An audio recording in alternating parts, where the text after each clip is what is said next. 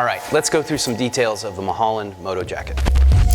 This is a return to the philosophy that launched AETHER Moto to begin with. It's understated, quiet tech that has your back.